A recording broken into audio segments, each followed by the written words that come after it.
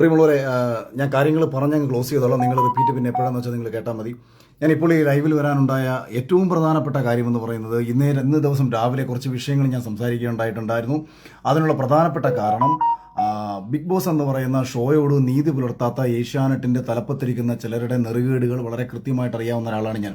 അതിൻ്റെ അർത്ഥം അത് വെച്ചിട്ട് കഴിഞ്ഞ മുമ്പെങ്ങാണ്ട് റോബിൻ ഇറങ്ങിയിട്ട് ആൾക്കാരുടെ അടുത്ത് എന്തോ പറഞ്ഞെന്നോ, അപ്പം നന്ദികേട് കാണിക്കരുതെന്ന് പറഞ്ഞിട്ടോ. എനിക്കെതിരെ നിങ്ങൾ ആദ്യം മനസ്സിലാക്കണം, ഞാനിത് പറഞ്ഞത് എനിക്ക് വേണ്ടിയിട്ടല്ല. എനിക്ക് എന്തെങ്കിലും പ്രശ്നങ്ങൾ ഏഷ്യാനെറ്റിൻ്റെ ഭാഗത്തു നിന്നോ ബിഗ് ബോസിൻ്റെ അധികൃത ഭാഗത്തു നിന്നോ ഒന്നും ഉണ്ടായിട്ടില്ല എന്ന് മാത്രമല്ല, വളരെ കൂളായിട്ട് മുന്നോട്ട് പോയിക്കൊണ്ടിരിക്കുന്ന ഒരാളാണ് ഞാൻ സിനിമകൾ ചെയ്യാൻ നിൽക്കുന്ന ഒരാളാണ് ഞാൻ. എന്നെ സംബന്ധിച്ച് ഏഷ്യാനെറ്റുമായിട്ടും ഈ പറയുന്ന വ്യക്തികളുമായിട്ടുണ്ടാവുന്ന എല്ലാ ബന്ധങ്ങളും എനിക്ക് എൻ്റെ ഭാവി ജീവിതത്തിൽ എനിക്ക് ഗുണകരമായി മാറത്തേ ഉള്ളൂ. എനിക്കിതെല്ലാം കണ്ട് മിണ്ടാതെ പഞ്ചമുച്ചം മുടക്കി പിടിച്ച് നിശബ്ദനായിട്ടിരിക്കാം. എനിക്ക് യാതൊരു പ്രശ്നങ്ങളുമില്ല. എൻ്റെ ജീവിതത്തിൽ നേട്ടങ്ങൾ മാത്രമേ ഉണ്ടാവൂ. അതുപോലൊന്നുമല്ല റോബിൻ്റെ മുൻകാലത്ത് സംഭവിച്ചത്. റോബിനുമായിട്ടുണ്ടായിട്ടുള്ള വിഷയത്തിൽ, റോബിന് വ്യക്തിപരമായിട്ടുണ്ടായിട്ടുള്ള ദേഷ്യത്തിൽ റോബിൻ ആ ഷോയ്ക്കെതിരെ പറഞ്ഞത് കണക്കോ ഒന്നുമല്ല ഞാനിവിടെ പറഞ്ഞത്. എനിക്ക് വ്യക്തിപരമായിട്ട് യാതൊരു പ്രശ്നങ്ങളും ഇല്ല എന്ന് മാത്രമല്ല, എല്ലാവരുമായും സൗഹൃദത്തിലാണ്. 2 ദിവസങ്ങൾക്ക് മുമ്പ് ഏഷ്യാനെറ്റിൻ്റെ 50-ാം ദിവസത്തിനെ തുടർന്ന് ഒരു ആശംസ എടുത്ത് അയച്ചു കൊടുക്കണമെന്ന് പറഞ്ഞപ്പോഴും ഞാനൊരു മറുപടി പറഞ്ഞു. വെറും നാറി പൊഴുത്തുകൊണ്ടിരിക്കുന്ന ഒരു ഷോയാണ്. എന്നാലും ആ ഷോയോടുള്ള ഒരു സ്നേഹത്തിൻ്റെ പുറത്ത് എന്നെ ജനങ്ങളെ അറിയിച്ചു കൊടുത്തത് ബിഗ് ബോസ് എന്ന ഷോ ആയതുകൊണ്ട് ഞാനൊരു ആശംസ വീഡിയോ എടുത്ത് അയച്ചു തരാം എന്ന് പറഞ്ഞു തന്നെ ആശംസാ വീഡിയോ എടുത്ത് അയച്ചു കൊടുത്തത് ഞാനാണ്. പക്ഷേ ഞാനിത് പറയാൻ കാരണം, ഈ ബിഗ് ബോസിൽ നിന്ന് പുറത്താക്കപ്പെട്ട സിബിൻ എന്ന് പറയുന്ന ചെറുപ്പക്കാരനെ ഭ്രാന്തനാക്കി ചിത്രീകരിച്ചുകൊണ്ട് ഏഷ്യാനെറ്റിന്റെ തലപ്പത്തിരിക്കുന്ന ചില നാറികൾ നടത്തിയ നെറുകേടിനെതിരെ പറയാതിരിക്കാൻ ഞാൻ സിനിമ പൂർണ്ണമായിട്ടും വേണ്ടെന്ന് വെക്കും. ഞാൻ പൂർണ്ണമായും എൻ്റെ സിനിമയെ വേണ്ടെന്ന് വെക്കും. ഇവന്മാർ എന്നെ മാക്സിമം പോയി കഴിഞ്ഞാൽ തൊലിക്കാൻ പോകുന്നത് അഖിൽ സിനിമയിൽ നിൽക്കുന്ന ഒരാളാണ്, ഏഷ്യാനെറ്റുമായിട്ട് ബന്ധം വേണം, അല്ലെങ്കിൽ ഈ ഇരിക്കുന്ന ഈ 2 പേര് കേട്ടോ, അധികം ആൾക്കാരൊന്നുമില്ല, 2 പേരേ ഉള്ളൂ ഇതിൻ്റെ പിന്നിൽ. അല്ലാതെ ഏഷ്യാനെറ്റിൻ്റെ ഓൾ ഇന്ത്യ ബിസിനസ് ഹെഡ് എന്ന് പറയുന്ന കിഷൻ എന്ന് പറയുന്ന അദ്ദേഹം വളരെ നല്ല മനുഷ്യനാണ്. അദ്ദേഹത്തിനോടൊക്കെയുള്ള വ്യക്തിപരമായിട്ടുള്ള സ്നേഹവും താല്പര്യവും കൊണ്ടാണ്. അതേപോലെ എൻ്റെ സുഹൃത്തുക്കൾ ധാരാളം പേര് അവിടെ ഉണ്ട്. അവരോടൊക്കെയുള്ള സ്നേഹം കൊണ്ടാണ് ഇവന്മാരുടെ ഈ നാറുത്തരങ്ങൾക്കെതിരെ നമ്മൾ ഇത്രയും നാളും മിണ്ടാതിരുന്നത്. ഇതിൽ വന്നു പോയിട്ടുള്ള പല മത്സരാർത്ഥികൾക്കും ഈ സ്ത്രീകളെ ഇവന്മാർ ഉപയോഗിച്ചിട്ടുള്ള രീതികൾ, പല മത്സരാർത്ഥികൾക്കും പണം പറഞ്ഞിട്ട് ആ പണത്തിന്റെ കാശിന്റെ ഷെയർ വാങ്ങി പല മത്സരാർത്ഥികളെയും ബിഗ് ബോസിൽ കയറ്റിയതുൾപ്പെടെയുള്ള വിഷയങ്ങൾ, ഇത്തരം ഒരുപാട് നാറിയ പരിപാടികൾ ഇവരൊക്കെ കാണിച്ചിട്ടുണ്ടായതുകൊണ്ട് ഞാനിത് പിന്നെ ഏഷ്യാനെറ്റുമായിട്ട് ബന്ധപ്പെട്ട് നമുക്കൊരു കോൺട്രാക്ട് ഉണ്ടായിരുന്നു. ആ കോൺട്രാക്റ്റിനോടൊരു നീതി പുലർത്തണം. അതുകൊണ്ട് തന്നെ ഞാൻ ആ കോൺട്രാക്റ്റിനോട് നീതി പുലർത്തിയതിനു ശേഷം ഇപ്പോൾ ഇത് പറയാനുള്ളൊരു കാരണമെന്ന് പറയുന്നത്, ഞാൻ ഇന്നേ ദിവസമാണ് അറിയുന്നത് സിബിൻ എന്ന് പറയുന്ന ചെറുപ്പക്കാരൻ ഒരിക്കലും ആ ഷോയിൽ നിന്ന് പുറത്തു പോകണമെന്ന് ആഗ്രഹിച്ചിരുന്നതല്ല. അവനെ ആ ഹൗസിനുള്ളിൽ വെച്ചിട്ട് മെന്റൽ അതായത് നമ്മൾ ഈ ഡിപ്രഷനും ബൈപ്പോളർ ഡിസീസിനും കൊടുക്കുന്ന ഡ്രഗ് ഇത്രയും കാലവും കഴിക്കാത്ത ഒരു ചെറുപ്പക്കാരനെ ഭ്രാന്തനാക്കി മാറ്റുക എന്നുള്ള ഉദ്ദേശത്തോട് കൂടിയിട്ട് ഈ ഡ്രഗ് കൊടുത്ത് അവനെ പുറത്താക്കണം എന്ന് അതിനുള്ളിലുള്ള ചിലർ പറഞ്ഞു എന്നുള്ളത്, ഞങ്ങളുടെ ഷോ 1 മുതൽ 5 വരെ സീസണിന്റെ ഷോ ഡയറക്ടറായിരുന്ന അർജുൻ എന്ന് പറയുന്ന മനുഷ്യൻ ഈ ഷോയിൽ നിന്ന് ഇറങ്ങിപ്പോയി എന്ന ഒരു യാഥാർത്ഥ്യം കൂടി നിങ്ങൾ തിരിച്ചറിയണം. കഴിഞ്ഞ ഷോയുടെ ക്രിയേറ്റീവ് ഡയറക്ടറായിരുന്ന റുബീന എന്ന് പറയുന്ന സ്ത്രീയെ ഈ സീസണിൽ നിന്ന് മാറ്റി നിർത്തി. എന്താ കാര്യമെന്ന് ചോദിച്ചു കഴിഞ്ഞാൽ, ഇവന്മാരുടെ താല്പര്യത്തിനനുസരിച്ചുള്ള മത്സരാർത്ഥികൾ ജയിച്ചു വരണം. ആ താല്പര്യത്തിനനുസരിച്ചുള്ള മത്സരാർത്ഥികൾക്ക് വേണ്ടിയിട്ട് കൃത്യമായിട്ടുള്ള കാര്യങ്ങൾ പ്ലാൻ ചെയ്യാൻ വേണ്ടി അവിടെ പോയി നിന്നുകൊണ്ടിരിക്കുന്ന ഇവരുടെ ഈ നാരിത്തരങ്ങൾ ആരെങ്കിലുമൊക്കെ വിളിച്ച് പറയണ്ടേ? അത് അറ്റവും മൂലം തൊടാതെ അങ്ങും ഇങ്ങും തൊടാതെ വായിത്തോന്ന വിവരക്കേടുകൾ വിളിച്ചു പറയുന്ന രീതിയല്ല. റോബിന് പറ്റിയ മിസ്റ്റേക്ക്, റോബിനോടുള്ള വ്യക്തിവിരോധം കൊണ്ട് റോബിൻ എന്തൊക്കെ വായിത്തോന്ന വിവരക്കേടുകൾ വിളിച്ചു പറഞ്ഞപ്പോഴത്തേക്ക് സമൂഹം റോബിനെ പുച്ഛിക്കുകയാണ് ചെയ്തത്. പറയേണ്ട കാര്യങ്ങൾ കൃത്യമായി തെളിവുകൾ നിർത്തി കാര്യകാരണ അടിസ്ഥാനത്തിൽ സംസാരിച്ചാണ് എനിക്ക് ശീലം. അതുകൊണ്ട് ഏതെങ്കിലുമൊക്കെ ഊളകൾ വന്നിട്ട് എനിക്ക് എന്നെ തൊലിച്ചുകൊണ്ടുള്ള കമന്റുകൾ ഇട്ടുകൊണ്ട് വരരുത്.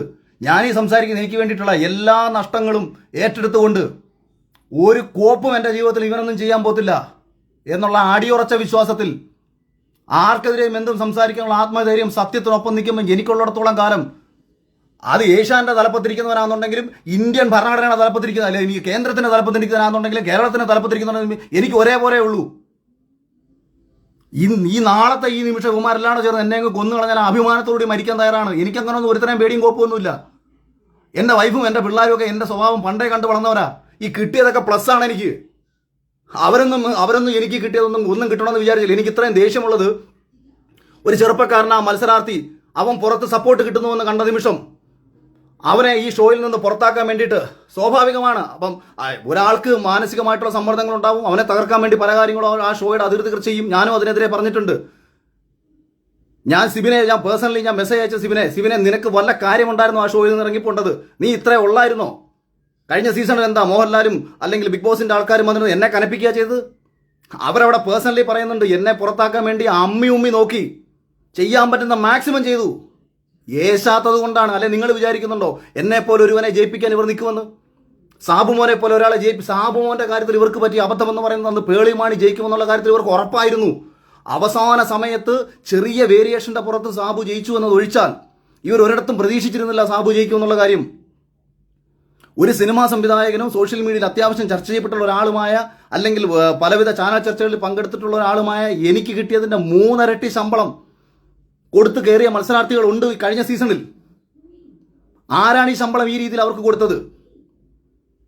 അതിന്റെ ഷെയർ വാങ്ങി സ്ത്രീകളെ സ്വന്തം കാര്യങ്ങൾക്ക് ഉപയോഗിച്ചുകൊണ്ട്, മത്സരാർത്ഥികളെ സ്വന്തം കാര്യങ്ങൾക്ക് ഉപയോഗിച്ചുകൊണ്ട് ഇത്തരം നാറിയ പരിപാടികൾ കാണിക്കുന്ന അവന്മാരെ തുറന്നു കാണിക്കണം.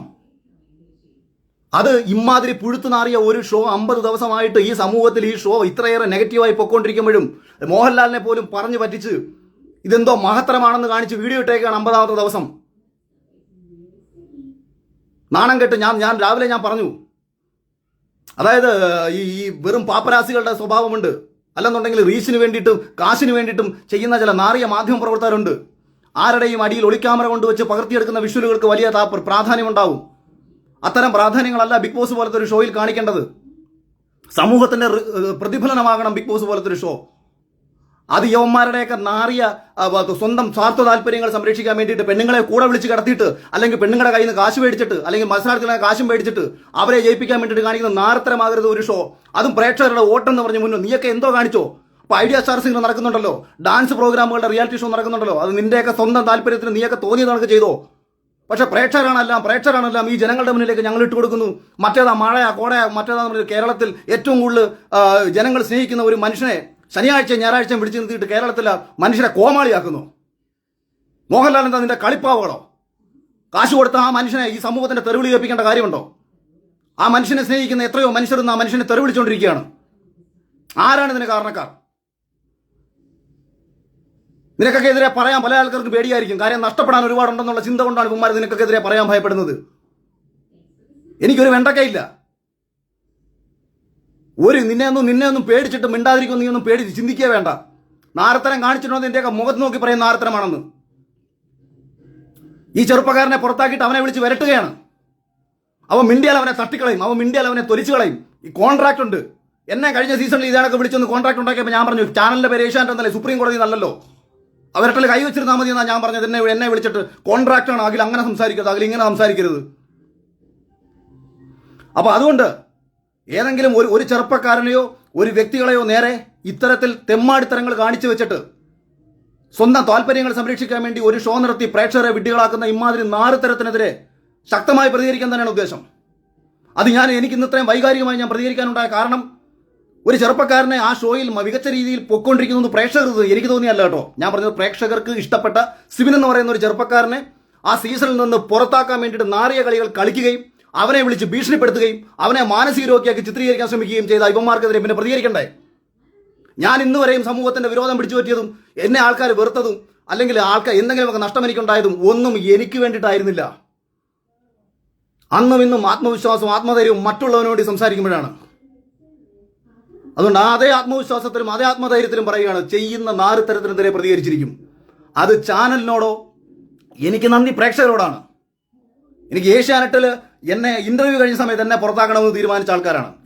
എന്നെ ആരാണോ ഈ കഴിഞ്ഞ സീസണിൽ എടുക്കരുതെന്ന് വിചാരിച്ചാൽ അയാൾ ആഗ്രഹിച്ച ആൾക്കാരാണ് റോബിനെ പുറത്താക്കണമെന്നും സാബുവിനെ പുറത്താക്കണമെന്നും രജത് കുമാറിനെ പുറത്താക്കണമെന്നും. ആരുടെ ശ്രദ്ധയാണോ പ്രേക്ഷകരിലേക്ക് പോകുന്നത് ആ മത്സരാർത്ഥികളെ പുറത്താക്കണമെന്ന് ചിന്തിച്ച ഒരുത്തരാണ് ഏഷ്യാന്റെ തലപ്പത്ത് കേരളത്തിലിരിക്കുന്നത്. അതുകൊണ്ട് ഇവൻ പ്രേക്ഷകനെ മുൻനിർത്തി കോമാളിത്തരം കളിക്കരുത്. സ്വന്തമായിട്ട് എന്തും കളിച്ചോ. ബിഗ് ബോസ് നടത്തുകയോ മറ്റേ ഏത് റിയാലിറ്റി ഷോയും ഒരു ചാനലിൽ നടത്താം. ഒരു കോർപ്പറേറ്റ് ചാനലിന് കാശുണ്ടെന്നുണ്ടെങ്കിൽ എന്ത് തെമ്മാടിത്തരങ്ങളും ഷോയുടെ പേരിൽ കാണിക്കാം. പക്ഷെ പ്രേക്ഷകരെ നിർത്തിക്കൊണ്ട്, ഇതൊരു ജനാധിപത്യ രാജ്യമാണ്.